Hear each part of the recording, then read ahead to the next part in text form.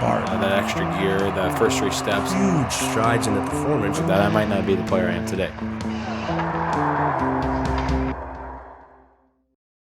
Hello, welcome to another episode of Behind the Gear. And today we're sitting with Rob Simpson. And Rob is the GM or associate GM, I guess we'll call you now we'll get into that.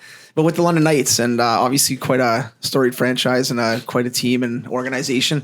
But I'm really, first of all, really happy that you're here. I think you've got a really, really cool story in the hockey world as far as, you know, being a player and playing hockey, minor hockey, going through it, playing junior, playing college, and then getting an opportunity to kind of almost a bit of a career shift, you know, and starting a young family. It was kind of definitely a tough decision to do. And now obviously hockey full time for you, which is awesome. I'm sure you have no aspirations of returning back to shredded. No, not at all. I mean, it was great and it got me my start, you know, after I was done school. But now that I'm in hockey full time, I haven't worked in 7 years, so I can't complain now. Exactly. Yeah, it's great to go to work every day when you love it, right? Yeah, I still remember like my first year that we were driving back, and I think we were on like a 4-day road trip, and it was a holiday on the Monday, and I'm like, I got to work tomorrow, but I forgot it was a holiday. I'm like, I'd rather be in at work tomorrow.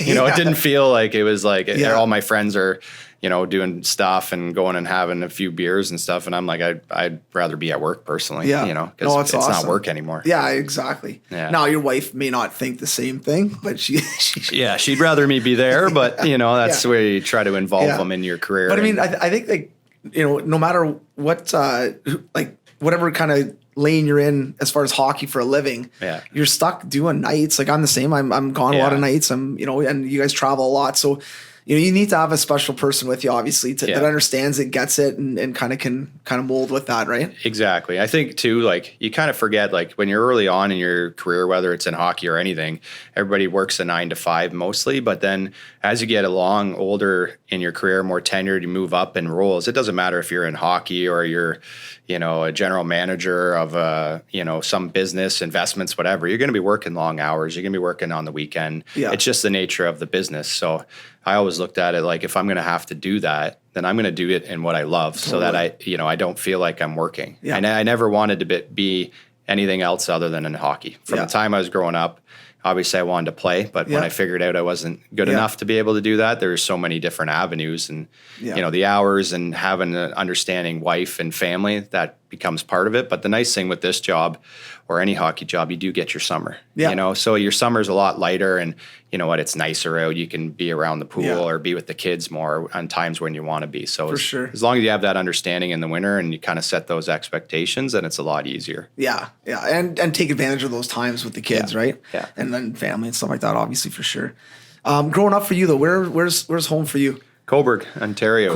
Yeah, is where I grew up and played a lot of my minor hockey there. And I lived a little bit outside in Grafton, actually. And and you know, just I grew up there loving hockey, and it's obviously a little bit different there than what it is in London, with just being like a big hockey bed here, and you have so many AAA organizations within a short drive. You know, that was like really, you had Peterborough and you had Quinte that were close, but they're half an hour away. And, you know, back then you had Belleville and Peterborough for the OHL teams, but they're half an hour away. So it's kind of like a different feel than when I moved down here in London, and it's hockey all the time, and you can drive anywhere and you can drive 15 minutes and catch 4 AAA games, like easily, you know, around the skirts of London. For sure, yeah, no, totally. So, playing minor hockey, did you end up playing AAA a lot, or did you play kind of travel AA? Yeah, I played like a bunch of different, like I played, you know, just Cobourg rep. I played in Warkworth a few years. You know, I played mainly out of Cobourg for a lot of it. Yeah. When I was younger, I was really small behind that way. And you know what, I was a really late bloomer. Like I didn't, you know, I played junior C when I was 16, even though I didn't play AAA. But, you know, it took me a lot longer to get my strength and my ability up. I was kind of that typical smaller little skill guy that could skate pretty well, but I wasn't very physical and I didn't have a lot of strength. So, you know, early on when kids were bigger and stronger than me, like I had a lot of hard time getting things done just because I wasn't there yet Yeah, physically, for sure. right? And that took a long time. And then as I got into, my 17, 18, 19-year-old year in junior, that's when my game kind of got a lot better because my strength caught up finally. Right. Yeah, no, for sure. And then in those years, where did you end up playing? Probably junior B or junior A in that area? I played junior A in Coburg. Okay. Yeah, actually, right until my last year. And then after that, I went down and played in St. Clair College. Yeah, cool. Kevin Hamlin called me there, and I was flirting around with a couple D3 scholarships. At the time, which was funny, my grades weren't very good. I had trouble. I had trouble in school and in high school, and then when I went to college, my grades, all of a sudden I'm paying for it myself. My grades took off, right? I was talking to Fredonia a little bit on a 3-quarter scholarship, and my family didn't have a lot of money, so. With that and the schooling, Kevin Hamlin called me, and I knew a lot of guys that were going to go down there and play. So it actually ended up probably being the best for me because, ultimately there I met my wife, which then brought me to London, which now brought me my job. So you kind of look back, and at the time I was like, oh, well, it would have been amazing to go play, NCAA and be able to have that opportunity. But now I feel like I'm really fortunate that I've went that route because it led me to now working full time in hockey. Yeah, no, for sure. You guys had some good teams there too. You had some guys from here, I think, as well, right? Yeah, like we had Craig Geerlings, Dustin Ramerth played there.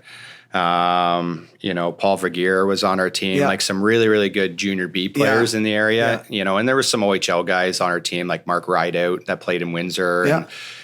We had some good teams. We won a couple championships down there, and it worked out for me because we would go across the border and we would play anywhere from 30 to 35 games against NCAA, Division I and Division III teams. Yeah. And we would get to travel every weekend and, play West Point Army or Sacred Heart or Mankato. Like we went out Fredonia. That's awesome. We played all these different teams, and it was pretty good. Like we would do well against the D3 teams. Yeah. It'd be tight games. It'd be close.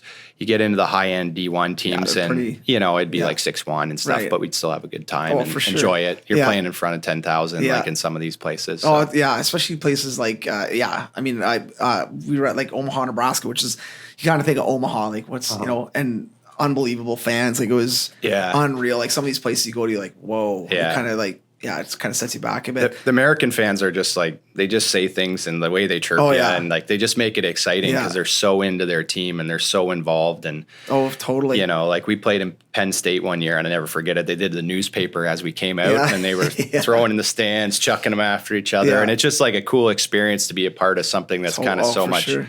It's a lot different than up here, right? Where we're more calm and like we're there to watch and students of the game a little bit more. Exactly. Right? I remember being playing in Alabama, Huntsville, obviously. And so we traveled up to Michigan State to play Michigan State. And the going back to the fans and the students, like the signs they had, because we were from Alabama, or we're all Canadian for the most part, but Alabama team, like, how's your sister like it was just unbelievable. Incest, like all these signs, man, like huge. It was hilarious, but it was good. You kind of get that whole atmosphere, like wow, this is like, it's a fun, cool atmosphere, especially some of those schools, Yeah. It's a different dynamic for sure. No, totally. And I always talk to a lot of players, no matter where they played college or university, everyone has kind of the same, for the most part, the same story, unless you kind of got screwed with ice time and didn't play a lot. But everyone has a blast, a lot of good buddies from there, a lot of good opportunities come out of those, situations. Mm-hmm. And the nice thing about going to school, for the most part, you're not going to get traded. Yeah. Right. You may get cut if you do something stupid or if you your game falls apart, but you're going to be there for at least 4 years, maybe 5 years. Yeah. And it kind of gives you a little bit of a home for that time, especially at those young ages, at 20, 21. It's kind of nice to know where you're going to be, Yeah, it's great because, there's no right route, to be honest with you. Yeah. And that's what, we always talk about. It's like if you're, maybe a little bit more of a late developer or that style of game, because the games are different, then, you can go that route and have success. If you can, don't get me wrong, if I was good enough at the time to play in the OHL, I would have chose the OHL. Yeah.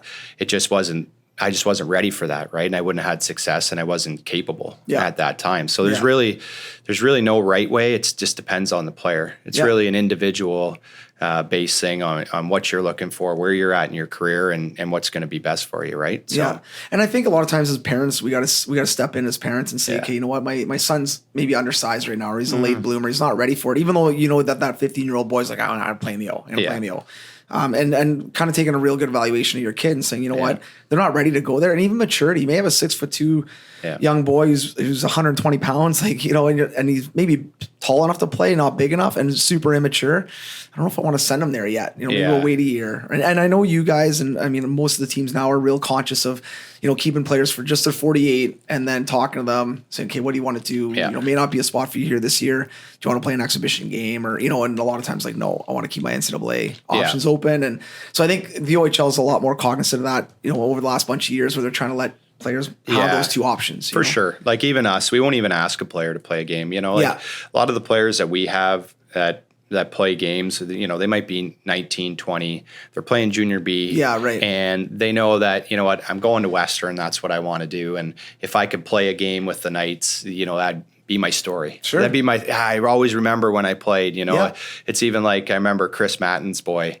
Yeah. He came up and played a couple games with us, and he played junior B here and in London. And like he knew he wasn't going to school to play. Yeah. And, he came up, he played 2 games and he played well. And you always remember that, getting to that opportunity, right? So for us, we won't even really, if you're younger, we won't even put you in that spot to ask you that because at the end of the day, everybody in our organization is hockey guys. And we don't want to have somebody, if we're not ready to commit to you, then we don't want to put you in a position where you're going to have to say, I'm going to play, because we were all there where I would want to play. For sure. I'm going to show you. Yeah. I'm going to show you. Yeah. All good hockey players believe in themselves. And if I just get one game, I can show you that I can make it. But, we know the reality that it is tough. And it's hard, as a GM or a coach, buddy, listen, you're just not good enough yet. And that's a hard pill to swallow. But sometimes young guys especially need to hear that, you got more development ahead of you, which is great. Yeah. But you're just not there yet. And I think that's where it becomes tough for parents too, because myself being a parent, it's hard to self-evaluate, or not self-evaluate, but evaluate your kid in a true, honest opinion, because you see them every day and you watch them every day. And it's hard for you to say, he's not good enough yet. Yeah. You know what I mean? It doesn't mean forever, but to step back and step on the outside and say that is really, really difficult. And I find that even myself, and I watch hockey all the time, I'm always trying to be aware of, with my son, where is he at in his development? He's very young, so it's a lot easier, but I know that'll be a very tough thing as they continue to get older. Yeah. And I found I had a bit of a shift when I had children where when I wasn't a parent, I'd be talking to other parents and be like, just relax, just let the process play out, and then now as a parent, I get it. I'm like, you love this kid. You don't want to see him fail. Yeah. You're going to try to do everything you can to help him succeed or her succeed.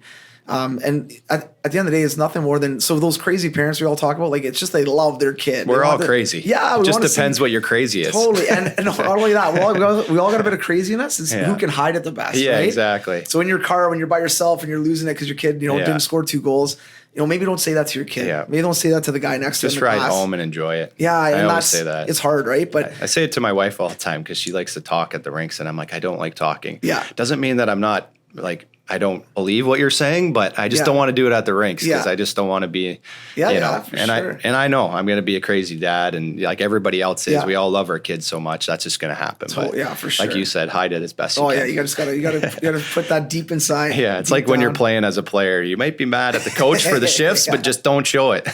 Don't shake your head when you come to the bench. Yeah, exactly. Going back to kind of how you got into this though. So once you finished up at St. Clair, came here, played a little bit of senior A, so kind of kept playing obviously and had some fun. That's how we met. Yeah, exactly. And then kind of started your profession, right? And so what did you kind of get into? Which kind of field were you into originally? Yeah, so when I moved back, I moved to London because my wife was here, and we when we were in school, we were kind of debating where we wanted to live, so we decided to live here. She's from St. Thomas, so we really liked the city. And I really didn't know what I wanted to do, to be honest with you.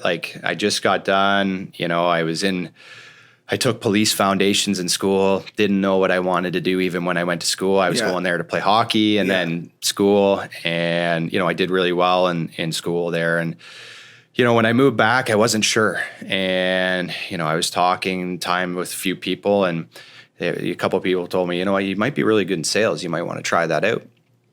Okay, well, where do I start in that? Yeah. So I got into a couple interviews, and believe it or not, my wife actually applied for those for me because I'm like, I don't know. I'm like, if you get me in the door, I'll sell myself. Yeah. I can talk and do everything, and just get me in the door. So she was basically like, get off your ass. She was my, maybe receptionist, but I wouldn't tell her that. But so she applied for a place called Oddvoss Advertising. And so I walk in this day for an interview, and I'm looking nice, and I'm all dressed up and put together. You have like no idea where you're going. You're just like, I don't even know what I'm interviewing for. I don't even know. I'm just going to go in, and I'm going to walk out with a job. And I think it's like, this is probably like this amazing job, sales. So I walk in there, and it turns out it's door to door. Oh man, old school. Door to door. And I met a guy named Dave Concy that day at Oddvoss Advertising. So he took me on my ride along. And I'm also like, I have a hard time being rude to people. So when I walked in, I'm like, oh, I don't want to do this, but I can't be rude.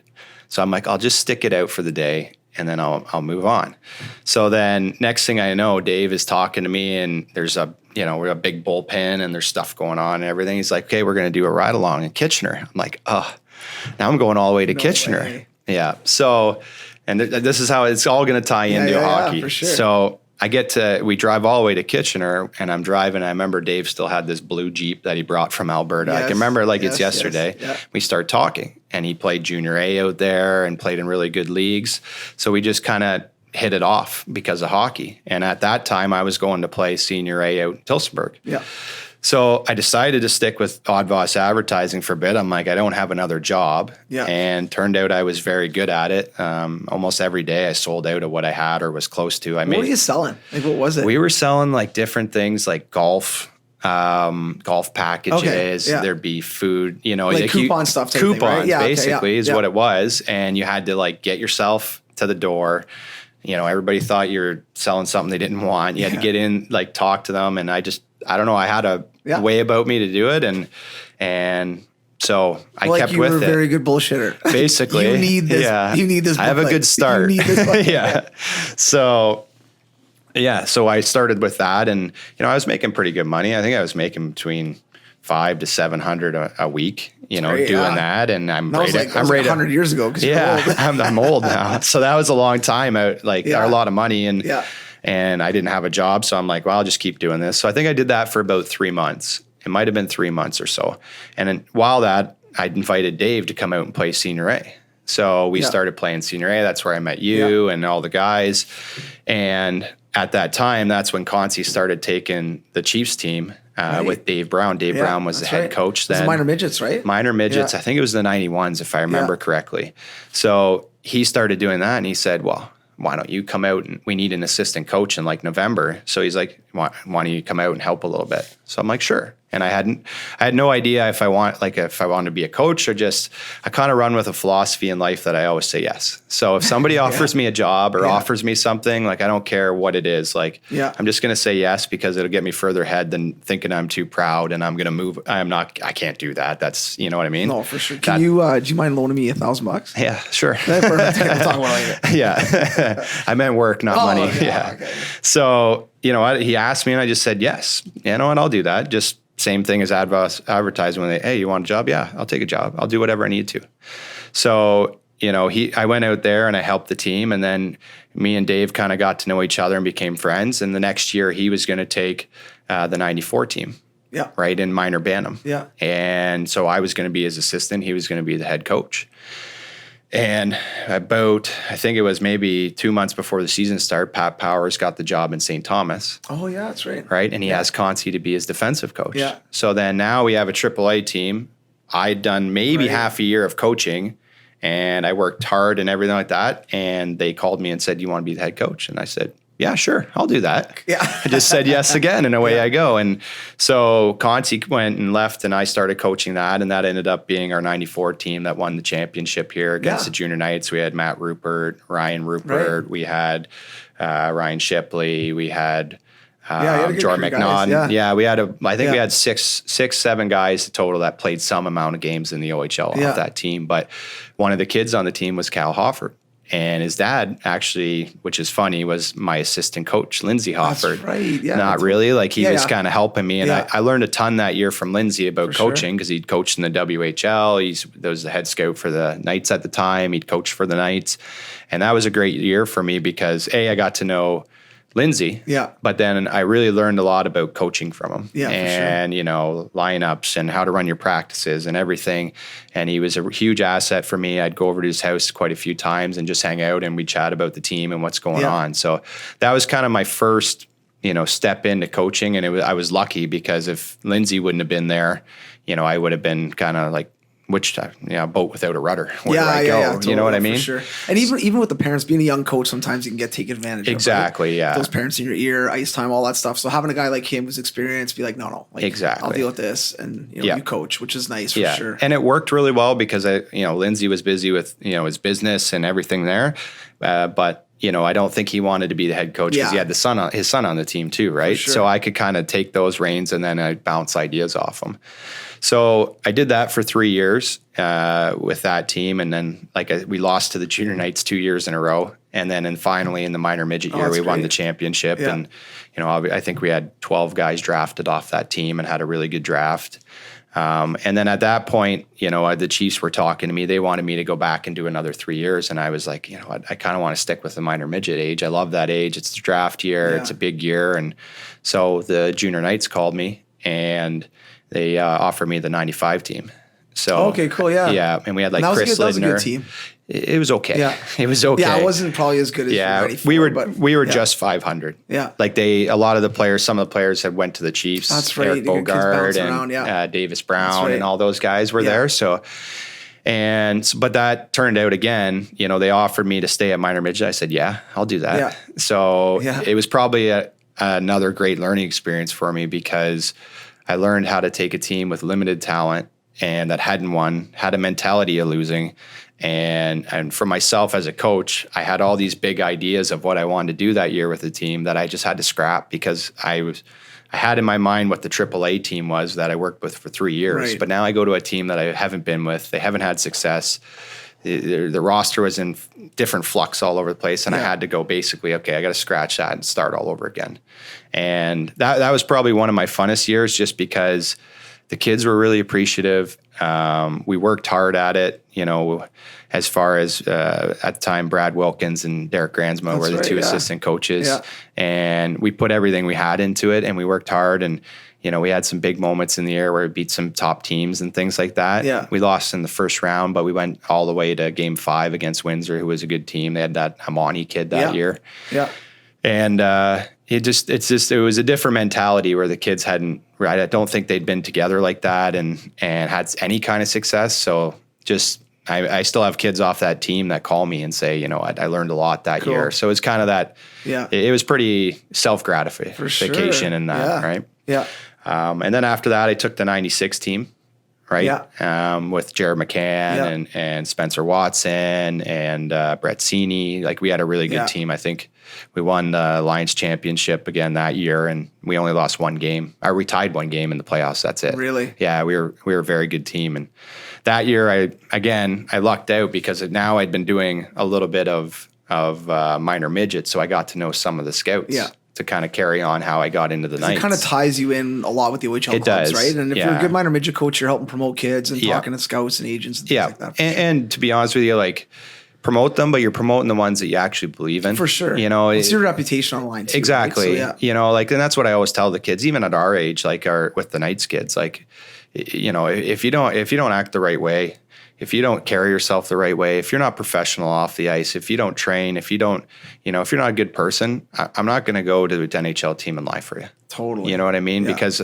I conduct myself a certain way with professionalism and integrity that I expect out of myself. So I'm not going to go lie for you. So act the right way, train the right way, treat people with respect, be humble, and I'll help you as much as I can, with my contacts, or just to give you a push. Yeah. Right. But I'm not going to do that if you don't act the right way. Yeah. And I think that those are lessons that, for parents out there that are listening, to start teaching your kids at young ages, because it's too late when you get them in minor midget and they're shitheads. Yeah. If they're young and they're respectful, all the way through. Yeah. Man, how fun are those kids to coach in minor midget in the OHL? They're appreciative, they're understanding, they're accountable, which is a big miss. Accountable. That's the best word right there. Yeah. The best players that we've had, lately since I've been there, the Mitch Marners, the Robbie Thomases, the Christian Dvoraks, Victor. I can go through the list. They're accountable to themselves. Yeah. They come on the bench and you go, did you see what happened? Yeah, I know what I did there. Yeah. And this is what I need to do. They might not always get it right, but they are accountable to themselves. The kids that come off and, well, that guy did this pass, or, Tim didn't move it here, and that's why that made my mistake. Those are the ones that they don't have a learning mentality. Yeah. You know what I mean? They have a negative mentality that is always putting every mistake on somebody else, instead of having a mentality where, yes, I made that mistake. I accept it and I want to get better. Yeah. And I want to accept coaching. Yeah. And those are the guys, you've coached, at junior. Yeah. Those are the ones that you love coming to the rink every day. And those guys, though, from like the way I look at some of those guys and like that list that you just named off, all those guys want to play at the next level. Yeah. So they're willing to listen. They're willing driven. to learn. Yeah. Right. Where you get some guys that come in, they punch their ticket, they get, sign their card to the OHL, and all of a sudden it's like, hey, where's the train ticket to the NHL? Yeah. Dude, there's a lot of work to be put in here to get to that point, right? Some of these kids don't get it. And the kids that do, though, and a lot of times too, you peel back the layers, you look at, you meet their parents, solid people. Nice exactly. People, hardworking, whatever it is. They teach them values from a very early age. Yeah. Right. I remember with Robbie Thomas, like before he was Robbie Thomas and everybody knew how good he was. Because he wasn't always Robbie Thomas. He wasn't that at 16. Like not a lot of people didn't see what was there. But I remember like the first year being on the bench with him, and he came off, and I still remember the play. Like he went down, we're soft locking on the half wall. We're coming out of their end, and he's supposed to be F3 that soft locks, and he goes straight down at the guy, and the guy chips it by him. He's older, faster, and away he goes. Comes off the bench, and we'd shown video a bunch of times on this. I go, Robbie. He goes, I know. I went straight down. I shouldn't have soft lock. I'll make sure I change that next time. At 16. At 16. I remember going, this kid's going to be really good. Yeah. How good he's going to be, you don't know, but you know he gets the game, and he's accountable to himself, and he wants to be better, right? And those are the guys that always take bigger strides than the guys that can't accept any accountability. Yeah. Right? No, for sure, man. Yeah. You know what I mean? Yeah. So going through that minor midget, kind of wrap up there, and then did you start scouting for the Knights a little bit before? Is that what? No. Or the OHL, right? The OHL. Yeah, okay. So I got to know Rob Hunter, Rick Boyle, Roger in Niagara there, and they were always like the local area scouts that were all at the AAA games here. So I got to know them just from talking about players and such like that. And Rob Hunter was the OHL central scout for Alliance at the time. Okay. He's now with Kitchener. Well, he actually ended up taking a job with Kitchener back then in that 96 year, right before the year started. Oh, okay. So he came up to me, he goes, you know what, I'm moving to Kitchener to be with a team. There's going to be an opening. I can put your name in if you want. And I hadn't scouted before. Yeah, sure. Go ahead. Sounds good. Yeah, I'll do that. I'm willing to work extra. So, at that time he put in my name, and I met Daryl Woodley, who was his first year as the head of central scouting. And I met him, and we kind of connected. And next thing I know, I'm scouting in the Alliance just because of I got to know. And I kind of always have this, two things, like, if I get offered, I'm going to say yes. And also the harder I work, the luckier I get. Yeah, for sure. So that happened there. So at the time I was, coaching the minor midget team, the 96s. Now I'm working for Central Scouting. And I was also working for a company called Shred It, which I was a territory sales rep. I'd kind of moved on from the door to door like a few years ago, and I was doing that. So I had three things going on all the time, and I was pretty busy, and everything was kind of happening. Right. Yeah. And that job ultimately, with my connection with Lindsay, getting to know him, and he saw how dedicated I was into it. And that I wanted to be in hockey. And then also getting that central scouting job really helped, because now I was kind of already in the league a little bit. Yeah, totally. It's the hardest thing is to get in. Yeah. Once you get in, then it's on you not to screw it up. And making those contacts, and then obviously building a good reputation. Yeah. Where guys like, no, he's a hardworking guy. Loves hockey. That's what he wants to do for a living. And that starts to spread, right? Yeah. And I was lucky. I had some good teams. Like, that 96 team, I think we had 12 guys again drafted to the OHL. Yeah. And, a few of them, Kyle Pettit was on that team, like NHL picks and OHL picks and good players, right? So the more you can be involved in success and winning, the better everybody does. Yeah. Another thing for players that are out there to remember, like the better your team is, the better you're going to do individually. For sure. You know what I mean? Yeah. So whatever you need to do to win and help a team win, that everybody gets success. And that's not only, players, that's management, that's coaches, that's trainers, everybody moves on. Yeah. We've had a ton of people move on. Totally. Yeah, a little sidebar on that. So what happens a lot of times too with parents especially, and I agree with what you're saying, like when you're playing with better players at a better level, it's huge. Yeah. right? Sometimes you get stuck where maybe you're playing in Coburg and there's one AAA team in that area and you're like, and they're terrible, but you're going to play there, but you're a really good player. So what a lot of parents are going to be like, well, we're moving to Peterborough. We're going to go play in Peterborough. Or, do you stay there and try to make that team better, work your ass off every game? Because you're going to have like minor midget, let's be honest, scouts are going to watch pretty much every team at some point where they're crossing London. We'll find you. Yeah. And if you're really good and playing hard, playing the right way, I think that, there's something to be said about those kids that do stick out on those crappy teams and do work hard and play the right way. And even though you're minus 100 and you've got way less points than maybe if you played with a couple good wingers or whatever it is, right? Sometimes, there is, you guys go watch a team and maybe you're watching London and all of a sudden like, holy shit, that kid on Chatham's really good, Yeah, I think that, a lot of times people get caught up with like, oh, I got to be on a super team. You know what I mean? And for me, like when you're younger, it doesn't matter what you're in. Success is part of it, but also failure is where you learn more about yourself. For sure. You know what I mean? Like if you're on a team where you're constantly winning and it's easy and you dominate all the time, like you don't learn as much as, okay, if I lose and I have a bad game and our team has a bad game, you learn more about yourself as a person in those times and as a kid and as a hockey player in times where it's tough and you have to look back at yourself and go, okay, what did I do wrong? What do I need to do better? And now I have to go out and execute that. Like these super teams sometimes, it's great. And don't get me wrong, it's great if you have every team in a league that's good and it's really a push that's going to drive you. But the way the makeup of minor hockey is, that doesn't happen very often. No. You know what I mean? So being on a lower end team maybe, but being counted on, relied upon, and being held accountable to have to do a lot of things to have success for your team is going to give you a lot more character in the end, if you ask me. And it's going to give you more of a taste of what it's really like at the higher levels in life. The OHL is, I think our start's been okay with the Knights right now, but we're still 6-4. Yeah. There's been a lot of learning moments in those 4 losses where we have to look at ourselves and go, okay, how are we going to be better tomorrow? Yeah. What are we going to do to be better tomorrow? Yeah. And that's what life's about overall is how am I going to be better tomorrow than I was today? Yeah. Oh, for sure. In any field, right? Yeah. Totally. You said something earlier too about no matter what you're doing, like, if you're going to work 9 to 5, you're going to end up, if you're going to be good at your job, you're going to end up working more hours. Yep. And I think that's really true for even young kids. We talk about it all the time. You guys talk about it, like even the guys in the OHL, they're going to work out with you guys. They're going to skate with you. They're going to do extra stuff at the rink sometimes. But what are they doing away from the rink? Are they doing extra? Are they putting in extra time? Are they going for a run? Are they eating right? Are they making good decisions on the weekends when they have days off? And I think all that stuff, going back to working, like if you want to be good at a scout or GM, a coach, a skills guy, whatever, you need to put in some extra time. You're gonna have to work a little bit longer hours. If you're punching in, punching out 9 to 5, you're gonna kind of get what you get. Your talent will get you so far. Right. Yeah, exactly. Right. You look at all the best players, it's everything they do away that's going to get them beyond that. Now they're, within that, you have to have fun. You have to be a kid. You have to be able to go out and play. But at the same point, you're in a competitive market. You're not signing up to, if you want to play hockey for a living or you want to do, tennis for a living, or if you want to go play basketball for a living, or you want to be a CEO of a company, you're not signing up to be an average person. Right. You want to hold yourself to an expectation where you want to be elite. And if you want to be elite, you have to wake up every day, expect yourself to be that good, but also put in the work to be that good. Yeah. Or else it's not going to happen for you. Yeah. Right. Because it's even like I use my job as an example.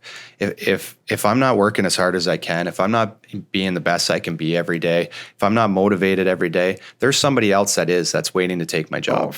Right. Easily. Because there's so many, I know I was that person. Yeah. All I wanted to do was be in hockey. I'm like, I'll do whatever I can to get in here. Yeah. You want me to do this? You want me to work here? You want me to go here? I'll do it. Yeah. Right. I didn't have an NHL background. Yeah. So I didn't have that bump of being an NHL player. So I had to separate myself another way. And the way you can do that is all the little things away from the rink that you have to do. And I think, one thing that obviously helped you a lot was building contacts along the way. And again, that reputation we talk about, but same thing goes for players. Like you're playing against the Marlies, you're playing against London, as minor hockey. And all of a sudden you're the coach of the minor midget team. And this Johnny Smith from the Marlboros in Toronto, like I love watching that kid play, man. He always came out after the game, said, "Hey, good game, coach." Like, and those little things, right? And so those are like little things that you're going to see that guy again. If you end up moving up in hockey and he does, you're going to end up crossing paths again. Like, man, that kid's a solid kid. Yep. And then all of a sudden you're going on a run for the World Cup and he's a kid that we want that kid. You never know along the way who you're going to run into. And you also don't know, I find, like, you don't know how you're going to rub off on people or how people are going to take you. You know what I mean? And in a sense where, like, just being kind and doing good deeds for people and doing things, not because you're going to get something out of it, but just because that's the way you should be. And that's the way, I feel like we've lost a little bit of that in humanity. Like people just don't do things for people just because. It's always true. What's my next result? Yeah. But when you are like that and you just want to help people and see kids get better or whatever you're trying to do, if you do it without an end goal for yourself in mind, I find that you just get that much further ahead because people, like you said, people take notice of that. They know you really care. They know you really want to do a good job for, the kids and developing. And then when that job does come up along the line, all of a sudden they say, yeah, this guy's a great guy. He cares and he wants to work hard. And, they can say whatever they want to say about your talent, but those core facets of who you are as a person gets you a lot further, especially in the hockey business, because it's like and you know how it is, like it's a very cutthroat business. The people that are good people and that are trustworthy and have good morals and care about people, they seem to get ahead further. Well, the one thing we talk about a lot with hockey is like, there's a lot of bullshit. Mm-hmm. There's a lot of people that have hidden agendas. A lot of people that have, I'm really good buddies with you, but I kind of really want your job. Yeah, so I'm going to sue you next time I talk to Mark Hunter about, whatever. And that kind of stuff. And just not being honest and not being forthcoming with people. And I think when you find those types of people in hockey, I mean, they're so valuable because they're honest. Yeah. And I mean, you're around guys right now like Mark and Dale, pretty honest guys. Yeah. Like they're pretty black and white on certain things. That's why I like going to work every day. Yeah. It makes it easy. Like I was in a business where your middle management or your, like there's so much, why are we doing this? And it's not straightforward. Yeah. I mean, there's other high level things that you're not being told. And when you're with Mark and Dale, it's very easy because you're talking to the owners. Yeah. So we're doing this and this is why. Yeah. It's very simple. And like you said, black and white. And that's to me how I like to work. Let's just be honest up front. And this is what we're doing. This is why we're doing it. And away we go. Yeah. And you get further ahead like that. Oh, for sure. So now you're at a crossroads. We'll kind of fast forward a little bit, but now you got your great job, which I mean, it was obviously like a good job. You're getting paid well. You're I got paid. Right? I got paid really well. I had, I could work my schedule for my hockey and for my scouting. Like it was a really good job. Yeah. I was happy with that. But and then was it Jim McKellar that left to Jim McKellar had already left to go to Chicago, right? And they brought in Misha Donskov, that's what it was. Who now is with Vegas. Yeah. So then Misha left to go to Ottawa, the 67s, to be the D coach there. Yeah. So when he left, I'd actually applied for the Knights before and got rejected. Yeah. And that's one thing I always say to the young kids too. It's like, just because you apply and you don't get a job at the time, like don't quit. Yeah. Because you have to sometimes put in like 4 or 5 times to be able to get an offer, right? You never know when the opportunity is going to be there. So I had already applied a couple of times and didn't even get a call back. Yeah. Right. And I just kept applying. And the funny thing is, like, once I started telling people what I wanted, it all of a sudden started to happen. Yeah. That'd be another thing for, like, I would say for, young hockey players. If you have goals, put them in front of people and let them know that this is what I want. Yeah. Because somebody, I can't even remember who it was at a rink one day, told me that, hey, if you want a job in hockey, you got to start telling people this is what you want. Yeah. You have to have goals and you have to put them out there. It's funny you say that because I remember it was right around that time because I've been working with the Knights since whatever it was, 05. I think right after the Memorial Cup, I started doing some skill stuff with the Knights. And was doing, I got to know Mark and Dale pretty good. And, but I remember you calling me, and that's probably right around the same time that you were kind of putting it out. We were buddies, and you're like, hey, Blazer, listen, like I want to make hockey living. I'm gonna apply, and I don't know if it was the first time or second time. If you hear anything or can you put in a good word? I'm like, yeah, 100% for sure. And I knew that you wanted to do do hockey, and I'm not the reason you got the job, but I'm just saying like like you said, getting it out there. Now, when you say getting it out there, do you think that helped you because people knew, which probably did, or do you think it helped you because it made you more accountable? Because now you're like, oh shit, I told them if 5 years they come back to me and I'm still at Shred It or I'm at TD Bank now, it's like, dude, what happened to the whole hockey thing? Yeah, I think a little bit of both. Yeah. It puts it out there, people talk about you, but then also holds yourself accountable that this is, it puts a road in front of you. For sure. Where I want to go and where I want and what I expect myself to be. Yeah. Right. And I think a lot of times, when you're younger, especially, people get scared of putting their goals out there because they're scared of what everybody else thinks. Yeah. Like it would have been easy for me back then to not say anything because, again, like I said, I had no NHL experience. Yeah. I didn't even play in the OHL, and I'd coached minor hockey, and I'd had success in one. But some people could look the other way and go, "That's crazy. He thinks he's going to be." Because I always looked at it like there's always these people sprinkled out through the league that didn't have NHL experience and didn't have the qualification, but I was always like, geez, how did that guy go right from AAA to the OHL, or how is that guy in the NHL now? When, if you go through some of the NHL coaches even, or management, you're like, you look at some of their resumes, it's, they make it, but everybody at some point during their careers, like somebody was looking at them going, that guy's never going to make it. Yeah. But they still had enough confidence in themselves and belief in themselves of what they wanted to do to put it out there. Yeah. And then they made it happen. Yeah. Right. And I really believe that you have to put your goals out in front of people and yourself to hold yourself accountable, like you said. Yeah. So when Misha left, kind of back to where we were, when Misha left, I got a phone call from Lindsay Hofford. And I actually got to know Bill Dark at the time too, because I was using him for our goalie coach for that 94 team. So Lindsay called me, and then Bill Dark put in a word for me with the Knights as well. But Lindsay said, hey, there's an opening here. I really think you should put in your resume. I said, okay, what's it for? And he's like, assistant GM. And I'm like, okay. I didn't know, I hadn't been in management or in the GM or, that side. So he's like, it's a great job. You like it, put in your resume. So I said, okay, yeah, I'll do that again. Say yes again. Right. In any part of that conversation, you say, it's a great job. You're going to work 100 hours a week and you're going to get paid like shit. In my mind, like the funny thing is, like with that job, I thought, well, I can't work anymore. Like I'm working 9 to 5 with Shred-It. Then I go on nights, like I'm practicing 3 nights a week with 3-4 nights a week with the 96s. I got games on the weekend. If I'm not at games, I'm going to Central Scouting to scout. Little did you know. Way more. Way more. But the thing there too, I'm sure when you started with the Knights and got the job, which was obviously like now in accepting that job, I mean, you're in a management position at Shred-It, making really good money. That's a family decision. We're like, shit, like you have to put in a couple of years here, kind of build that, all that kind of stuff. Well, this is kind of where, right? Yeah. Where you have to, if you're going to take leaps of faith of faith at time and do what you really want to do, you're going to have to sacrifice. And I think this was around start of July when I walked in and interviewed with Mark for the first time. And January 9th, I'd had my first kid, Hayden. Oh, no way. And cha-ching. And then we had just bought a new house. Nice. So now I'm making really. at this point at Shred-It, I'm a manager. Yeah. I'm making really good money. Yeah. I have a new kid. Everything's looking good. Exactly. Everything's looking good, but I just knew that's not what I wanted. Yeah. Not the kid and the family, but the Shred-It part. Yeah. It's a great company, but it's just not what I wasn't passionate about that. Yeah. You have to be passionate about what you do if you want to put your all into it. So, when I went in and interviewed with Mark, I'm like, I'm going to walk out with the job, because if you get me in the door, that's my confidence in myself. You're a closer. A closer. Yeah.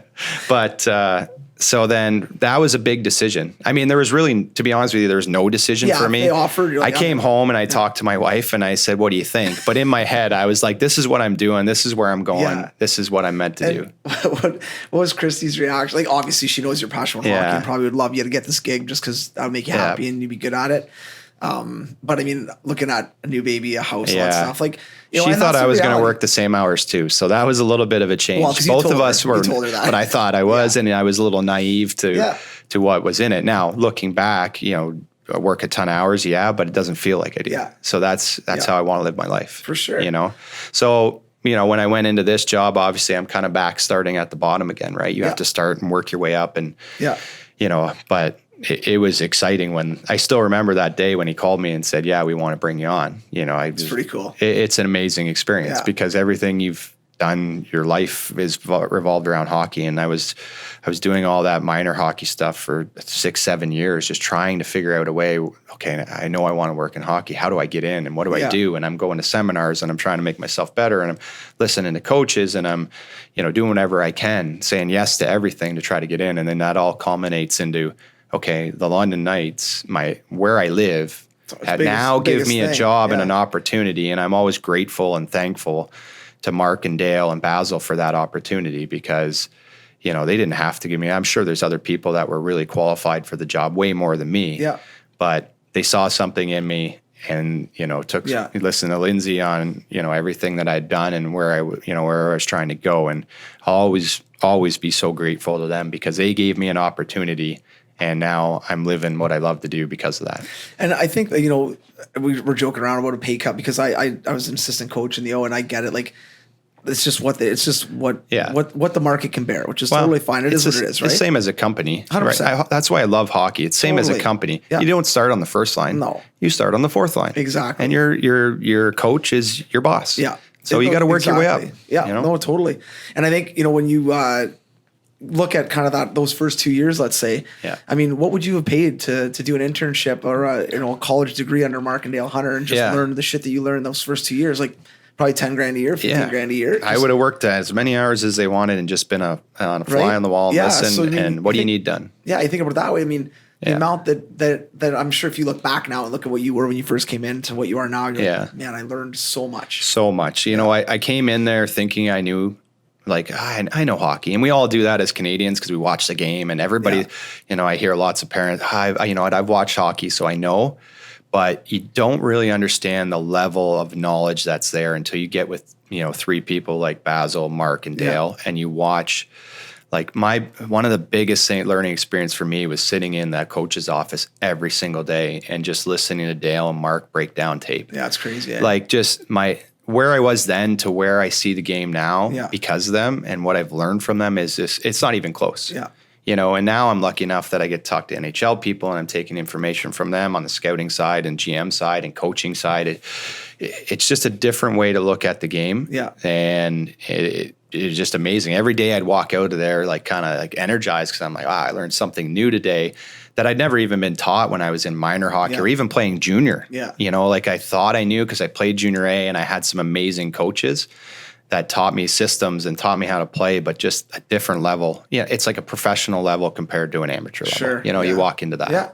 No, for sure. And I've always been impressed with them. And a lot of times if I'm traveling or doing a coaching seminar or something and people ask, what are the nights like? Like I always win. They must have a lot of money. Well, yeah, they do very well. Like they've got, obviously a lot of fans come to games, but their success is because not because of money, it's because they work. So you go in there, you're thinking 9 to 5 or whatever it is, right? Yeah.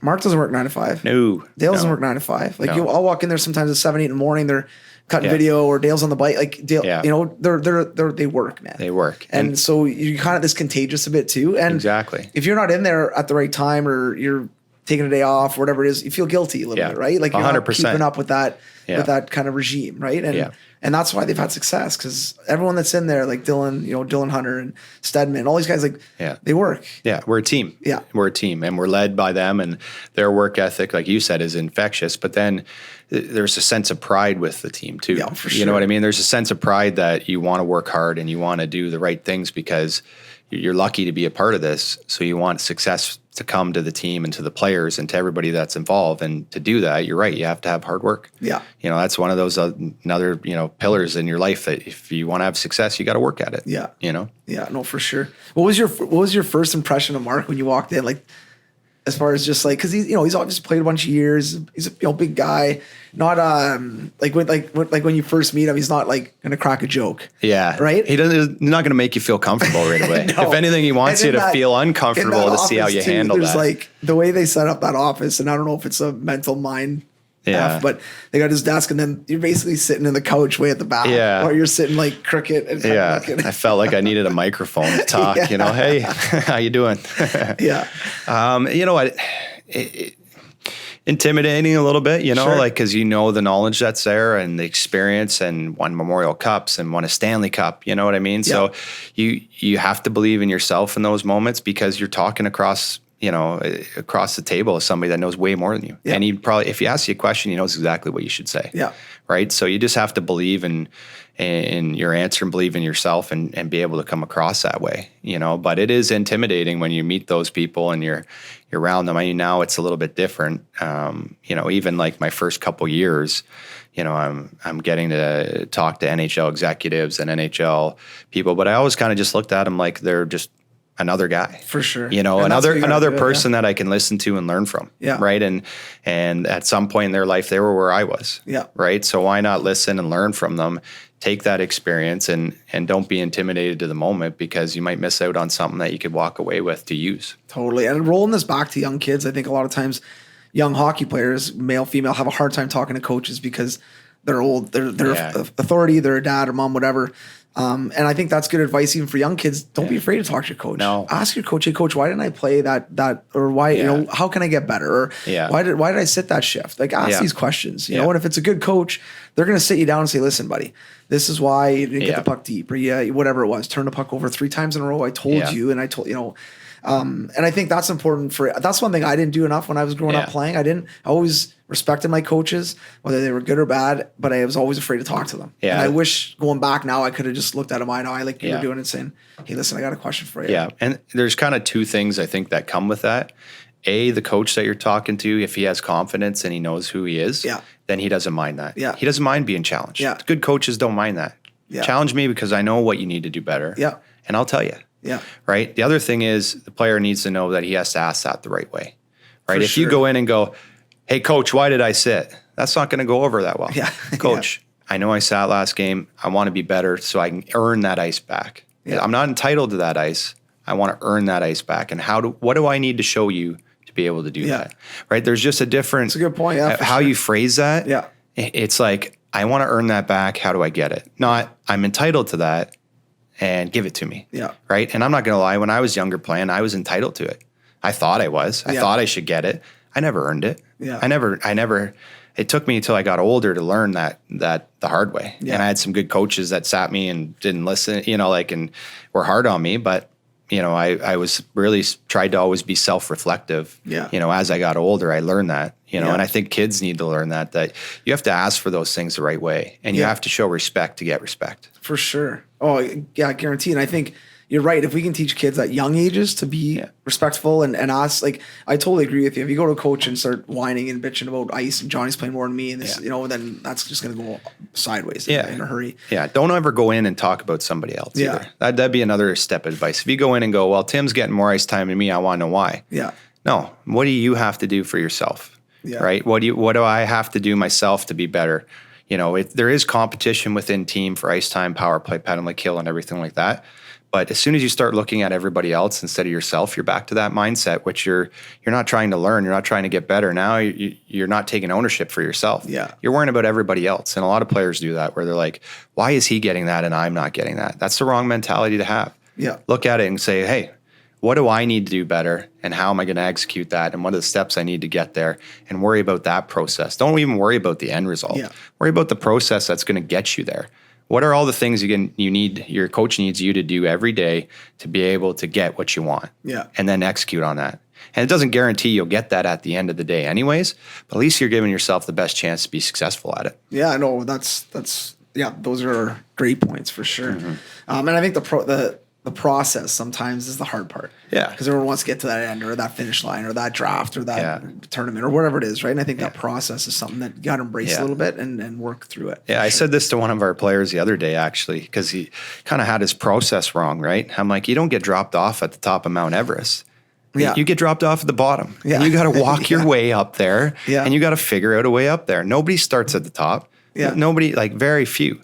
And even if a guy comes in to say our league and starts on the second line or top line, he's going to go to pro and start below that. Right. So these are good things that you're learning. The sooner you can learn how to work your way up and fight through adversity as a hockey player and the steps that are needed, the better off you're going to be, because you're going to see that again. You know, I remember I was talking to Yanni Kukinen's agent, and he said to me, London was amazing for him. It was really good. And I said, why? I asked him why. And he said, you know what? He had to learn how to fight through adversity. He had to learn how to like move up lines. And now that he, you know, first year out with the Knights, he went to the American League. Well, he had to go through that same thing. And all of a sudden there's a comfort level that, I've been here before. I've done this before. I've made it through. And I know what I need to do to be able to get back through that. If you go there and you've never been put in that adversity, it can crush you. For sure. And that's in any job and anything in life. So I think like you said, get your steps right. You know, the process. It's huge, man. You're starting at the bottom. Be okay with that. Be confident that you can get through that. No, exactly. Now you guys, and I know this is part of, you know, kind of Mark's pedigree, but watch a ton of hockey. As far as, you watch game clips, you watch NHL games and you watch OHL games and all that stuff, but at the rinks watching minor hockey. And I mean, you know, everyone's like, you know, how they pick up Parsons so late. Well, saw him in wherever, on a Sunday night. Yeah. No other scouts there, right? But Yeah. so you guys do kind of travel and scour, scour these areas to find these little, wherever we need to go, players and the talent, right? right? That's that old adage: if you're good, we'll find you. Now, if you're scouting a team, let's say you're out watching a tournament, you're watching whoever, London Knights or London Junior Knights or whatever it is. What are some key things that you're looking for in those players? So if you're looking at them, obviously it's going to be minor midget because they're going in their draft, or major midget with the second draft now. But what are some key things that for you and the London Knights, like kind of your culture that you see and you're like, okay. And I know you guys don't nail it all the time, but I mean, there's certain things you got to hit on that this is a London Knight. Yeah, we have our 4 pillars that we like. We have hockey sense. Yeah. We have skating, which has become more of a facet nowadays. We have our skill and ability. And after that, compete and intensity and physicality. And then we have a foundation that's built in your character. Perfect, right. Yeah. So those are your 4 pillars, and then your foundation's your character. If you don't have that character, then you're probably not right for the London Knights. Yeah. And we make mistakes on character, and that has happened, but that's what we're trying to get. Yeah. We want those facets, and we want that character there, because if you have character, we're going to win. Yeah. Right. And back to, if we all win, we all do better. Yeah. Right. So that's kind of the 4 pillars that we look for every day. And for a lot of kids that are out there that are trying to be drafted or trying to make it, not many kids have all 4 of those pillars, or all 5. Those are exceptional. And those are probably, every year there'll be anywhere from 60 to 64 16-year-olds that play in our league right away. Right. So if you take all of minor hockey in Ontario, in the US, 64 of you out there are actually going to play in our league at 16. Yeah. Right. So that means and not all 64 or 65 of those kids will have all those pillars. Right. But that means the other kids that were drafted, they might have one of those pillars, or they might have 2. And we try to find one of those that they do exceptional, right? He'll play in the league because of his speed. Yeah. He'll play in the league because he has amazing hockey sense, right? Now, everything else beyond that to help those pillars get better comes down to that foundation and character again. Yeah, for sure. Right? So that's what we look for. If you're missing some of those pillars, you better have character and work ethic that's going to allow you to make those better. And for that character, like let's say you were out watching a team play and this kid's got terrible hands, can wheel, plays hard, so got 2 of the pillars, let's say with the physicality, plays hard, and can skate. Yeah. Talent's okay, hockey IQ's okay, but his character. So when you're talking about character, that's something that's going to push a kid over. And I think I 100% agree with that. You can add will in that. Will. Yeah. So some guys what are will some their things way. like that watching a game you would see with this young man or young boy, I should say, that you'd be like, hey, check mark. He's got this. Like, as far as, give me a couple examples of like body language, whatever, things you look at, you're like, oh man, that's terrible, or that's. Yeah. I'll use kind of like Alex Turco as an example of that local London kid that now has played with us. He was an 8th rounder with us. Played with Nick Suzuki and them on that really good junior Knights team. He's a prime example that's playing with us, and he plays in key times for our team now. Like with Alex, I remember going to games and Nick Suzuki and Isaac Ratcliffe, they'd stand out right away. For sure. Easy. Those guys are going to play. They're good. Yeah. You can see it, right? And you just have to find out if they have the push to be able to keep working and keep getting better. Because no matter how much amount of skill you have, if you don't have some dedication, you're not, like, it's going to fizzle out at some point. So I remember I would always go to the games, and with him, it was key times, he'd block the puck and not like kind of try, like he wanted to win. Yeah. Like he was dedicated, like he back check. If it's 5-1, he would back check like it was 0-0. Yeah. His work ethic was impeccable. His care to win was there. I could see the desire just oozing out of him that he wanted to be important to the team, because he did all the little things, won face-offs at the key time, block pucks when it mattered, played defense. If it's a 1-goal game and he could maybe go down and get a point, he'd chip it in because he cared more about the team. Those things you can see if you just look for them and you read the type of the game, that's what's going on. You can see the kids that care to win, or the kid that, it's 1-0 and I'm going to try to toe drag this, and then it gets turned over and then I don't back check. To me, I'm like, okay, you're in a key part of the time in the game, you caring about your buddies on your bench. You got your buddies that don't let them down. Yeah. And you got one kid that's doing all the right things. You got another kid that don't. And that kid better be really good for us to even look at him, or we're going to wipe him off. Yeah. Because you're playing in front of 9,000 in London. You better do the right things to win. Yeah. Right? We're going to help you develop. We're going to do everything we can to push you on to the NHL or to pro, or, even beyond that, to school, to get your education, to start a good career. We're going to do everything we can in that, but that's something you can bring every day yourself. So Alex was a great example of that, because we picked him in the 8th round, and he found a way. He willed himself, because his work ethic is impeccable. Yeah. The same way he was on the ice, the same way as he is in the gym. No, you don't, for sure. You don't make that up. Yeah. You know what I mean? If you're a hard worker off ice, you're a hard worker in games too. Yeah. You know what I mean? So just some little things like that. I kept watching and going. Every time I walked away, that guy helped them win again. Yeah.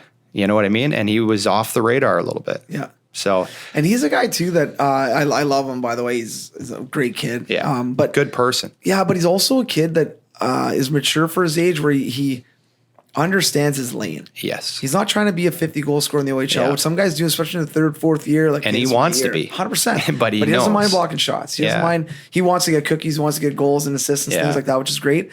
But he's a guy who he'll go out and just play defensive for you guys if you need him to. Or, and he may be able now to play up and down your lineup a little bit, but for the most part, he knows his role and he's good at it. And let's be honest, how many 30, 40 goal scorers are there on a team? 2, 3 max. If you're lucky. If you have a good team. Right. And then so take pride in being the one of 6 or 9 guys, right? There's way more opportunity there sometimes than there is being 100%. That 50 goal scorer. 100%. But again, it comes back to those values that have been installed in those kids from the start, to be able to say, self-reflection, I know I'm not that good to be, a half-wall guy at 16, but I can find another way to play. I can find another way to do what I want to do for a living. There's so many guys that are like that. So many guys in the NHL, that just found a way that people go, that guy just worked until he found a way in. And he got his opportunity, he made the most of it. You know what I mean? And you have to be willing to accept where you're at and and not look at it like, oh, that's that's a bad role. I don't want to do that. I'm too good for that. Kind of back to what I was saying before about always saying yes to a job and never feeling like I'm too good for that. Same with players. If hey, you're on the team, you're important to the team. Like people with Alex, like he's important to our team. He helps us win. And you won't see him on Sportsnet. You won't see him there. But in our room, we talk about him. And how his work ethic and his dedication, leadership, all those things are important things. So again, do you want to be the limelight, which everybody does? But if you're not going to be that, you can be a part of the team in a different way. It's no different than business. Like, no, totally. There's so many different facets of what people do. You said something there that I like find a way, right? And I think a lot of times kids give up and they don't know, they don't know how to find that way, right? But two quick stories. One, Bo Horvat obviously played for you guys and was having a good career. 2 snipes last night. No big deal. I don't know if you saw. Did you watch any of it? Yeah, I didn't watch any of it, but I saw he's one of 5 guys with over 7 goals right now, which is a great stat. It was the dad's trip, so Timmy was there. They were he panning in on him. You know how excited he gets. I would be too if my son was in the NHL. Unbelievable, man. Unbelievable. But anyway, going back to him and when he was here, like you guys had good teams. He wasn't playing power play. All of a sudden, hey, someone's got to go net front. I'll go net front. And then he started scoring, net front, battling, getting beat up in front of the net as far as getting sticks. But he's like, I'll do it. And then boom, found a way. And now he's on the first power play, and and that was when he was younger, And he did the same thing with us. No. I mean with you guys. Like, that was with you guys. Hey, I'll play. But I meant even with Vancouver, he started out. He made the team because he could play defense. He could win faceoffs, and then now he's starting to get older. Now he's scoring more and a key guy, right? Totally. Like but if you look, he's a prime example. He's that character guy, right? Like he's a worker, man. He puts the time and the effort in. Because when he played minor midget, he put up like 130 points. I think his minor midget year in his draft year. And then he comes into a role where now, if you want to be in the lineup, you have to learn faceoffs. You have to learn defense. And a lot of people won't accept that. So that's, again, back to that foundation and character. If you have character, you have an opportunity. It's just whether you want to accept that opportunity and grab it. And he worked up your lineup. Like he was a fourth liner, 100%. Coming from 130 points, first rounder, fourth liner. 100%. Playing with another first rounder that was top 2 lines. Domi. So a lot of guys could have shut her down. This bullshit. I should be playing ahead of him, whatever, right? And we traded for Max, and Bo was our draft pick. Right. So there's a lot of things like that. But again, if you have character, you don't worry about that stuff. No, worry about myself and how I can help and make an impact, and you'll get further ahead. For sure, man. And another guy that comes to mind too, there's a lot of them, but is Matthew Tkachuk. So Can't skate. Yeah. So what does he do? Finds a way, works on his skating, gets his skating better. Still not pretty, but gets it better. Yeah. And I mean, the year that he had with you guys, I mean, he put a lot of extra time in there with you guys after practice, with myself, with a bunch of like, he put work in, man. And then I think all of us were a little bit shocked when he made the NHL, just like as far as he's going to play. There's no doubt he's going to play. But man, he found a way to make that team being a rat, playing hard in front of the net, being good around the net, hard in the corners. Like he did things that nobody else was going to do. Exactly. Or maybe could do, but not willing to do. Yeah. He found a niche. And I think it was one of those things where, okay, we'll give him his 8, 9, 10 games, right? Give him his 10 games, see how he does. And then he helped them win. And like willed himself in the lineup. Totally. There's tons of guys that are like that. Yeah. And it's cool. Like even in minor hockey, I mean, I went through, I have a similar story to you as far as playing minor hockey, but I made my, it was minor bantam or major bantam. Minor bantam team is 10 forward. Yeah. So it was that grocery stick in the middle running through all the lines, right? Brutal. What's that called? The separator or something like that? It splits up the D and the boys, exactly. right? Grocery stick. Yeah. And then, played my way up the lineup and ended up playing whatever. But same, like you go through that process and I didn't know what we're talking about now. I would have never, but I had good parents, solid parents, so like stick with it. And then you go through that. Yeah. And anything else that got thrown at me later on in life, going through minor hockey and college and all that stuff, like just gotta bear down. Just gotta get through it. Get through it. You've been there. Yeah. Right. Exactly. And a lot of these kids now you see are not mentally tough. No. They haven't had a lot of adversity. Mom and dad have done a lot of stuff to help them. Isolate them. Totally. Don't isolate them. No. Don't let them fall in their face and crash and burn, but also don't isolate them so they never have a challenge. Yeah. Allow them to have challenge. Allow them to fail and teach them how to get through that failure. Yeah. Right? That you'll help them a lot more because it's coming in hockey. Oh, for sure. Right? You might be the best minor hockey kid. You might be the best junior kid, but it's going to happen at some point. You know what I mean? At some point, you're going to have to deal with that adversity. Oh, for sure. Who are some of the best, like, all-around players? Because we talked about, Turco, who's not maybe that flashy guy, right? But let's say we compare Turco and let's say Marner, right? And not that they're the same player at all, but what kind of foundation stuff did Marner have? Like when he was young, coming through as a 16-year-old, and things that you saw, you were like, holy shit, man! Like, obviously he's a special player, but special, yeah, really special. It was actually looking back and what he's doing now with the Maple Leafs. It's like something that I'll always go, I was pretty special. I was pretty lucky to be a part of that, team from, early on when they were young kids to building to where we're Memorial Cup champions together, and then also now seeing him in the NHL, right? Yeah, and the biggest thing I always remember with Mitch is his competitiveness, his self-drive, his competitiveness.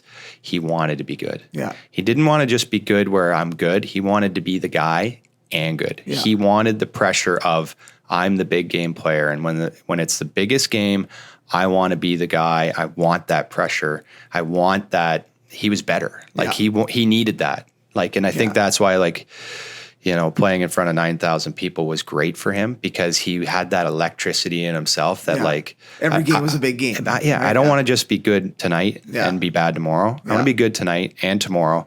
And there's some games he wasn't early on, but he had that passion and that drive himself to be good. He was hard on himself. Right. Yeah. He knew it didn't, like, if he thought he played an average game, he wasn't like, I played average, but I got 2 points. No, if I was average, I want to be better. Yeah. And I always remember that from Mitch right off the bat. Like even at 16, he started on the fourth line and he kept working his way up because he was just pushing. You could see him pushing. Like I'm not okay with being on the fourth line. Yeah. And I'm not bitching and complaining about it, but I'm going to do everything I can to get myself up there. Yeah. And it was amazing. Like to watch him even at 16, by the end, we're playing Guelph in I think it was second round of playoffs maybe. And there he is running the point on the power play. Yeah. He didn't start there. Yeah. But he just is that competitive. Yeah. So like the talent and the skill and everything is there. I really get like the moments that I like are the ones where the guys that just, they have that character, they have that passion, and they have that belief in themselves. That watching that's like inspiring. For sure. You know what I mean? Because everybody can see the skill and the talents there. Yeah. The great players have the passion and the determination and everything else. Well, and Mitch is fun to watch right now with Toronto. Obviously, it's a big thing. It looks like Junior again. He's Junior Mitch. He works hard, man. Oh, yeah. You know what I mean? Yeah. So, like a lot of these, high-end guys, not to say that they don't work hard, but sometimes you see him, they're kind of, he works. Oh, yeah. And it's nice to see that. And But that again comes back to his competitiveness. Yeah. He wants to win. Yeah. As much as he wants to do personally well, Everybody and he wants, does, right? Yeah. you have to have those personal goals. He wants to win. Yeah. Right. Like even when he was here with us, he would back check and strip guys. Like Dale would give him the freedom to make plays early because he knew if he turned over the puck, here comes, at that time, that 5'6", 140-pound guy flying up the ice, and he's trying to block or do whatever because he holds himself accountable that way that he's like, I screwed up. I better make a play now. Yeah, I know for sure. That's what I really remember about him most. Yeah. Yeah, really just competitiveness and wanting expectations for himself. And that will to win is something that we can all say, but few guys really kind of ooze it. Yeah. Where you're like, blocking a shot with the toe of your skate, knowing you're probably going to get your toe cap busted off. And exactly.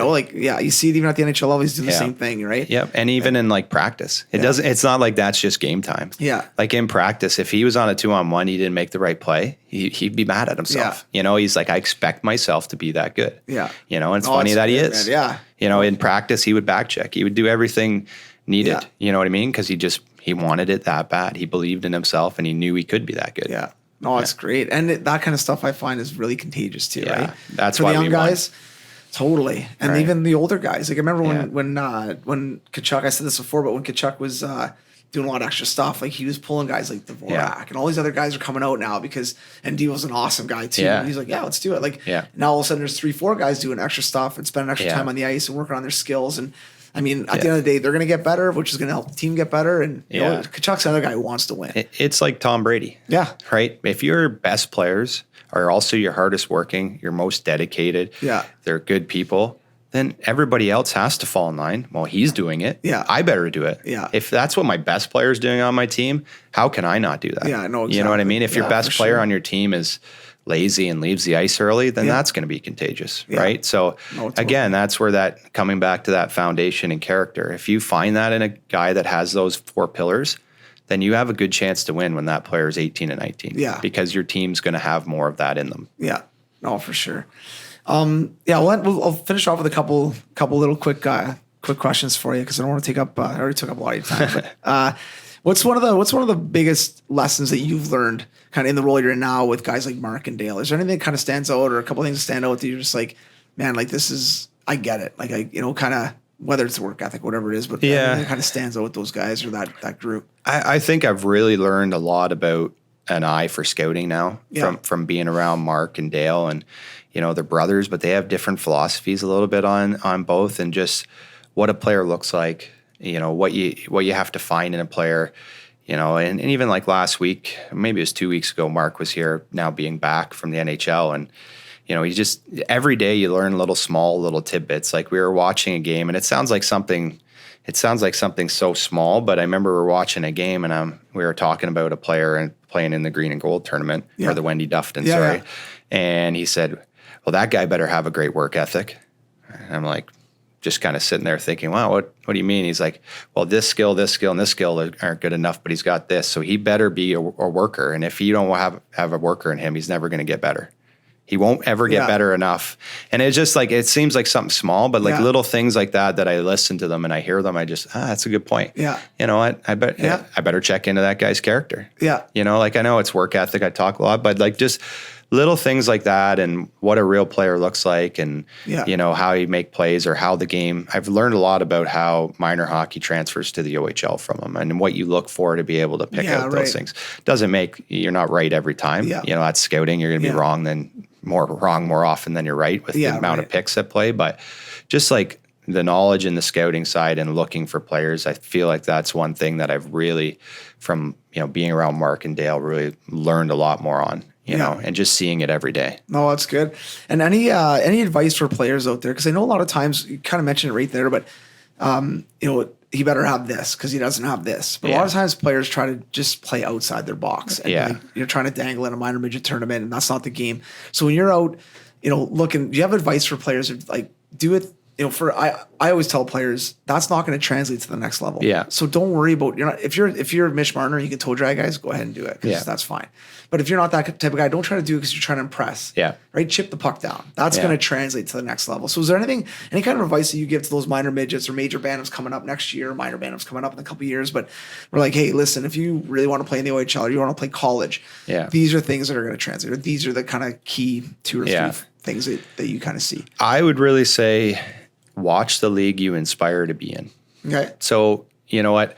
That's going to show you how the game's played. I think nowadays that a lot of kids, there's so much other external kind of things you can do as far as social media and on the phone. Yeah. And, you can be playing video games and all that stuff. What I find is a big facet nowadays is kids don't watch enough hockey.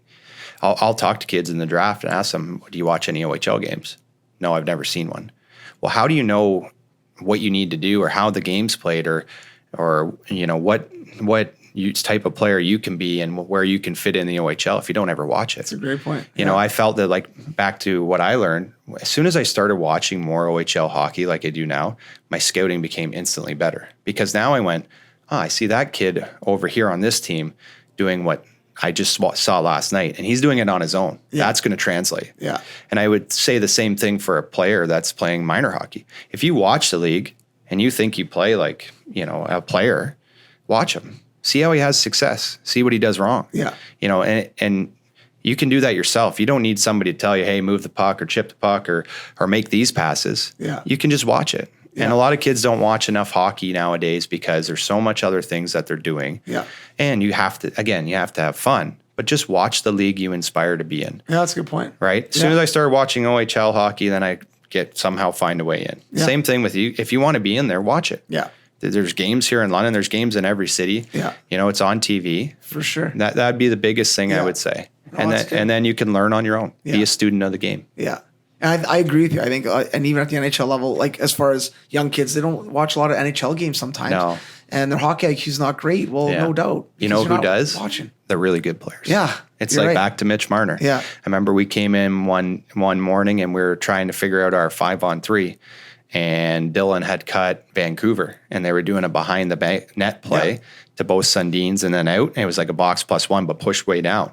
We came in, hey, Mitch, we're going to show you this Vancouver. Oh, yeah, I saw that last night. And you know how they're going D to D and then up, and it's a one-timer? Yeah, I was going to talk to you about that because I thought that'd be great for us. Yeah. You know what I mean? He cares. He's a student of the game. He loves the game. Those kind of conversations are very few and far between. Yeah, they are. Right? Like, especially a couple special players along the way might have those conversations with the coach, but a lot of them are like, yeah. And but the thing is too, so now this will be 7th or 8th season I've been with the Knights. Even 5 years ago, kids watch more hockey. It's crazy now. Yeah. You know what I mean? I've really seen a shift in the last 3 years where kids don't watch the league they want to play in. There's this thing called Fortnite. Yeah. No, there's also dual screen. You can put Fortnite on and a hockey game now and see it, but I think it's wasted time. Like I remember growing up watching Hockey Night in Canada all the time or watching hockey. Yeah. The more you can watch, the more you're going to be a student of the game. That helps develop. I really think that's what really helps develop hockey sense. The more you watch it and the more you see yourself or you see players doing certain things, it's going to help your sense of understanding, I've seen that situation when you get on the ice. For sure. If you had or even for your young boy, what are the 3, so perfect. You got a young boy playing minor hockey. I know he's young, but what are the 3 most important things that you want him to learn skill set wise? Yeah. So you want him to be good at this, this, and this in order to hopefully one day play junior like you did, or maybe play in the or whatever it is, right? But what would be those kind of 3? Could be more, could be less. But those. Can I do 3.5? Yeah, 3.5. All right. 0.5 would be start out by letting your kids have fun at the game. You know what I mean? Too many parents I find, and I'm not talking as if I know it all. This is just my own personal belief. Let them have fun. I think sometimes parents at early ages, 4, 5, 6, even 7, 8, it's all about, we got to take you here and we got to do this and we got to do this. Just let them go out sometimes and monkey around on the ice, shoot pucks. Yeah. A few times I've went out with my son and just put on goalie gear. I had no drills planned. I just let them shoot at me. Cool. If they love it, they'll be asking you to go to the rink. And then you can get all their skill stuff done. Yeah. Then you can come to TPH and do skill development like Hayden did last year, you know? Yeah. So I would say fun has to be there first. Yeah. And then once you get into that, then you got to do skating. Yeah. Skating's such a huge asset nowadays, and you have to have that skill set. There's only a few Matthew Tkachuks that their hockey sense and brain is so far off the charts and so good that they get there quicker because they see it before everybody else. Yeah. Right? So you better have skating, because you're not going to know if they have hockey sense till later. Right. Sure. So I would say the skating, edges, you know, all the backwards crossovers, all the stuff, you know, you have to have that. So it starts there with your foundation and your skating. Yeah. After that, then obviously it's your stick for me, you know, your stick handling, your shooting.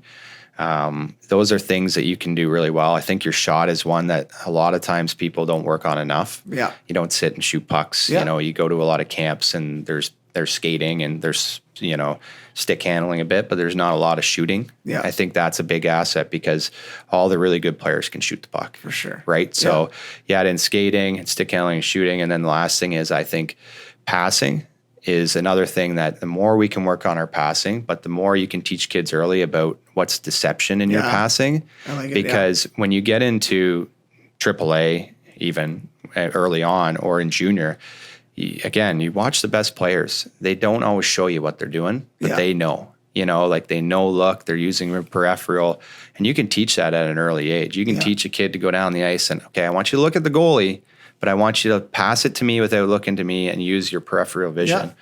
Right? So little things like that, I really think those, because when you get up to the higher levels, you have to be able to make plays in small areas. You have to be able to see things out the corner of your eye. And like all the best players that I've seen for the Knights or in the OHL since I've been in there, they have a level of deception in their game. They have a level of like, I can make this pass without looking at it because I know where he is, but it's going to screw up the defender because he thinks I'm going someplace else. And the game is so tight and so quick that you have to be able to do those things. I agree, man. I think the pass is a really good one.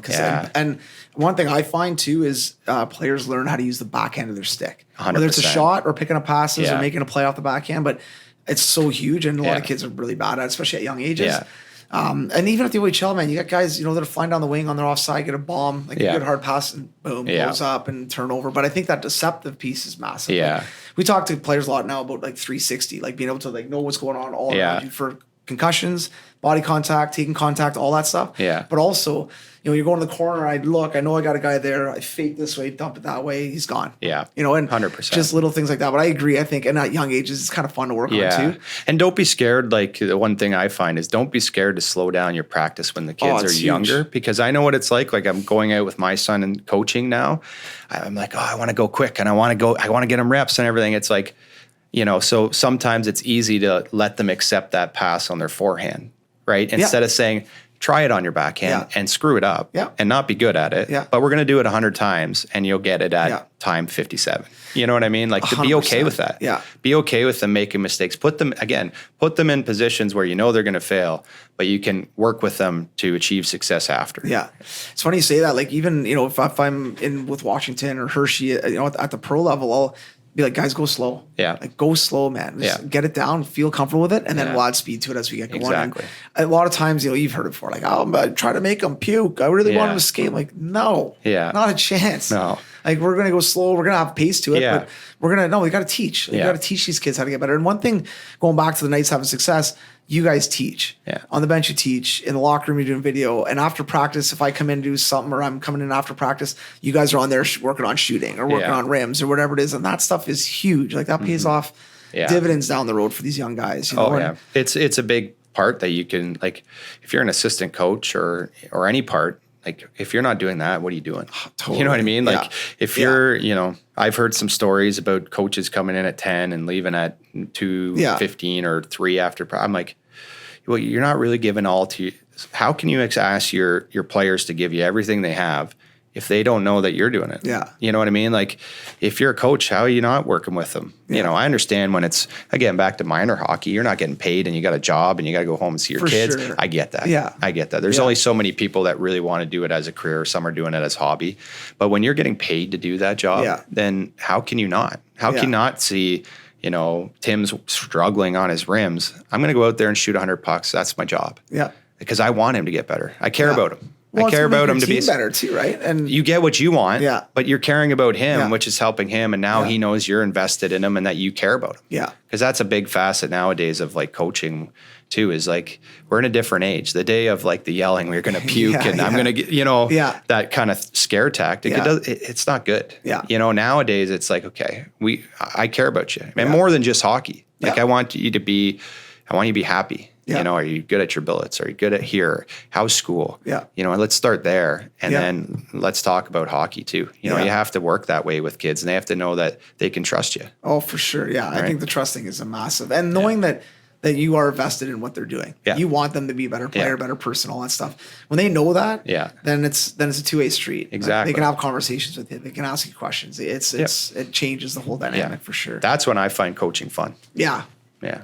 Yeah, no, for sure. Well, listen, buddy, I really appreciate you coming by, man. This has been really, really good. And I wish you guys best of luck this year. I know it's early in the season, but you guys got some good young talent. And it sounds like the boys are starting to come together a little bit, which is good. Yeah, we're playing good right now. So we'll see 2 games this weekend coming up. Yeah, exactly. All right, buddy, good luck. Thank you. Hey, thanks, man. All right.